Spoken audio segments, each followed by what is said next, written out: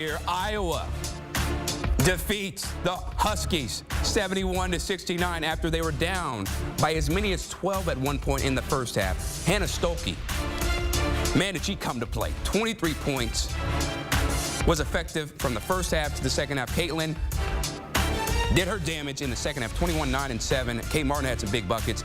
Paige only 17. Leah Edwards with 17 and 8. And Iowa comes away with the victory. And for more on this electric game, we bring in our crew from Cleveland. They just witnessed one of the best games we've ever seen, probably. Haley Sutton, Tarika Foster-Brasby. Guys, what do you make of what just happened?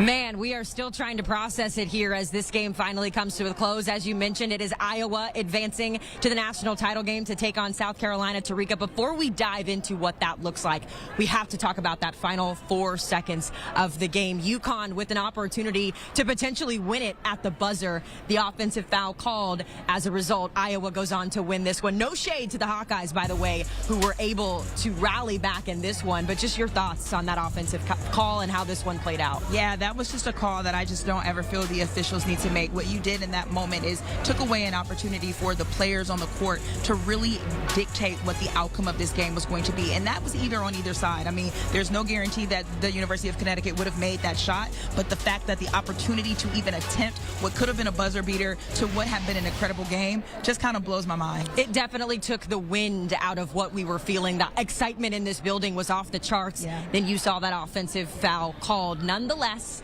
it is the Hawkeyes who advance. Now, we know Caitlin Clark is the star on this Iowa team, but she was held to just 6 points in the first half, Tarika. She was able to rally back, finished with 21 on the afternoon, or the evening, I should say.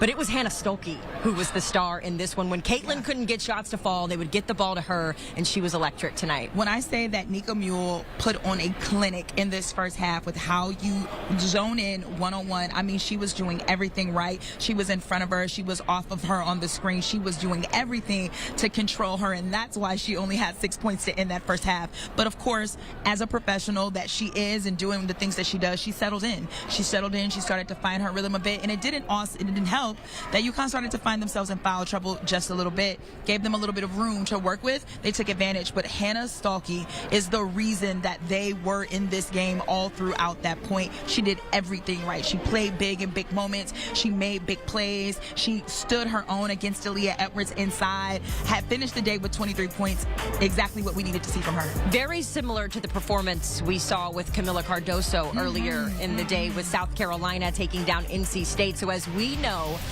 that is the matchup we look forward to on Sunday. South Carolina facing Iowa, 2-1 seeds. I don't want to get too into the weeds because we'll hear from the players and the coaches come tomorrow. But just your initial thoughts on what will, I imagine, be an incredible matchup on Sunday. We get a part two. This is the matchup that we saw last year in the Final Four. And the thing about it is both of these teams, while the same, are inherently different. South Carolina has a completely different roster. And Caitlin Clark, while she is still phenomenal, she had 30 points in that game last year. It didn't really matter, right? Like, she had help. She put the team on her back, but her teammates, her supporting cast, also had her back in that moment as well, and it allowed them to advance. Well, now South Carolina has an opportunity, for lack of better terms, to get their lick back. To get their lick back. We are looking forward to Sunday's action. Of course, congratulations to UConn for making it to this point. Paige Becker is an incredible game. We will see her again next year. But as it stands, it is Iowa, it is South Carolina, and it is coming up on Sunday. For Tarika Foster-Brasby, I'm Haley Sutton. We will keep you updated as the weekend rolls on, as we get closer to championship tip-off. But for now, I'll send it back to you in the studio, Chris. Thank you so much, Haley and Tarika. Make sure you grab your popcorn because it is going to be a special night on Sunday. Thanks so much, guys. All right, so here's a little preview of what we should expect for the national championship on Sunday, 3 p.m. Eastern. Iowa reached the national championship for the second consecutive season now. Their only appearances in school history.